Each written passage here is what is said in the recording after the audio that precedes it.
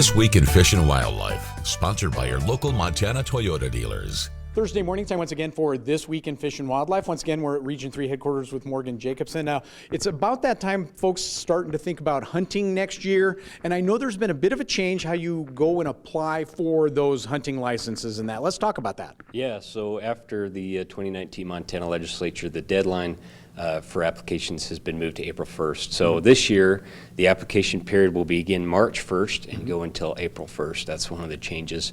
Another change, Chet, is that from starting this year, all those applications will be submitted electronically. It used to be before people had a paper application option, and that process is really what lengthened the time that it took for people to hear back about their application. It used to take about 6 weeks.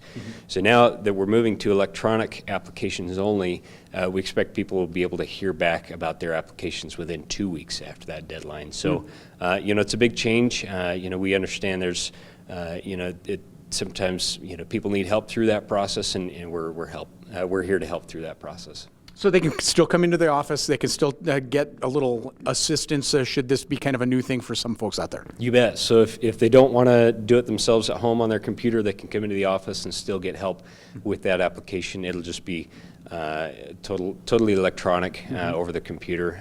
The one thing that people will need is a valid email address because once you apply, the results of your application will be sent to your email address. So if you don't have one, make sure you get an email address so that you can receive those results of your application. Yeah, this is, it sounds like it's a new thing, but this has been in the works for a while, and it just is going to make, like you said, receiving the information faster, and it's just, I would think, streamline things for you folks back here at Fish, Wildlife, and Parks as well. Yeah, we've been transitioning to a lot of electronic options for people for quite some time.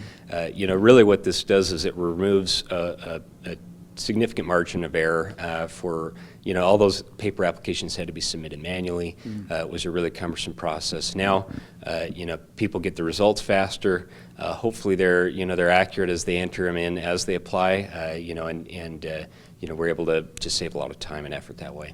That's perfect. Again, Morgan Jacobson joining us this morning, talking about the new technology making things much faster for folks wanting to get out and hunt this year. Morgan, thank you very much.